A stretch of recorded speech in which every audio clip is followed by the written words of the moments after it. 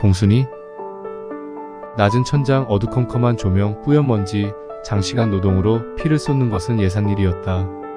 버스비 한 푼이 아까워 지친 몸을 이끌고 낯선 도시의 방거리를 터벅터벅 걸었고 붕어빵 한 개 앞에서도 그저 군침만 삼키고 온몸에서 펄펄 열이 나도 약도 사 먹지 못한 채 아픈 몸을 이끌고 또다시 먼지 구덩이 속으로 향했다. 그러면서도 월급날이면 그 상처투성이 월급 몇 푼을 거의 모두 고향의 가족들에게 보냈다. 식구들이 걱정할까봐 힘들다는 말 한마디 내비치지 않고 괜찮다, 잘 먹고 잘 지내니 걱정 말라는 거짓말만 반복했다. 학비는 내가 댈 테니 열심히 공부하라는 말도 그 시대엔 참으로 익숙한 말이었다. 30년 전 우리에게 노동은 곧 생존의 문제였다. 먹고 살기 위해, 배고픔을 피하기 위해, 내 가족을 위해 노동해야 했고 기름밥 먼지밥 먹는 그들에겐 공돌이, 공순이, 시다 같은 이름을 붙였다.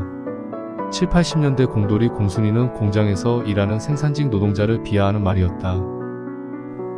공장으로 가야 했던 사람들. 1960년대 시작된 산업화와 더불어 사람들은 일자리를 갖기 위해 농촌을 떠나 도시로 향하기 시작했다. 1970년대 공장에서 일했던 여성 노동자는 대개 1950년 전후 가난한 농부의 딸로 태어나 가난에 시달리던 사람들이었다. 가난에서 벗어날 수 있는 수단인 교육은 집안의 아들에게 몰렸다. 딸들의 교육은 초등학교 전후로 끝났고 가정의 보탬이 되기 위해 도시의 공장으로 모여들었다. 지금도 가난한 사람들은 먹고 살기 어렵지만 그때는 더 어려웠죠. 중학교를 가고 싶었지만 못 간 친구들.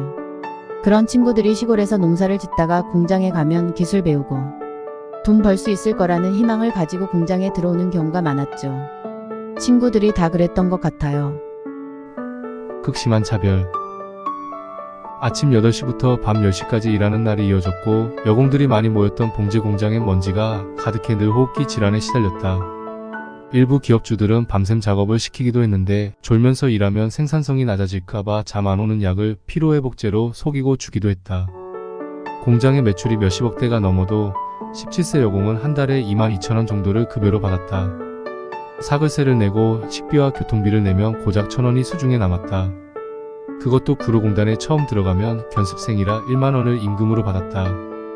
일을 오래 하면 급여가 오르긴 했지만 돈을 많이 주기 싫은 기업주는 숙련된 여공을 해고하고 다시 견습공을 채용해 인력을 보충했다. 급여 문제뿐만이 아니었다. 여공들이 공장에서 업무를 마치고 집으로 돌아가기 위해선 반드시 거쳐야 하는 과정이 있는데 바로 몸수색. 작업장에 있는 물건 중 밖으로 빼돌리는 제품이 있지는 않을지 걱정한 사업주들이 퇴근하는 여공들을 대상으로 몸수색을 하였다. 관리자는 상의에서 하의까지 손으로 몸을 더듬어 훔친 물건이 없는 것을 확인했고 이는 남자 직원들이 보는 앞에서 이뤄지기도 했다. 남성 노동자들은 주로 설비를 정비하는 기능직으로 일반직에 속했다. 남성 노동자들은 승진에 제한이 없었지만 여성 노동자들은 달랐다. 생산직 여공으로 분류돼 기껏해야 반장까지 밖에 승진할 수 없었다. 여성 노동자를 향한 폭언과 성희롱도 일상적이었다. 지금의 대한민국을 만든 사람들. 벌집이라 불리던 6.6제곱미터 남짓한 공간. 누가 들고 나는지 모르는 그곳에 고단한 몸을 누이고 공장에서 오전 7시 반부터 오후 10시까지 일했다. 손꼽아 기다리던 월급 봉투는 고향집으로 보내고 얄팍해진 주머니로 구로구 가리봉. 일명 가리베가스라 불리는 곳에서 양품점이나 음악다방을 찾는 것이 그들의 유일한 낙이었다.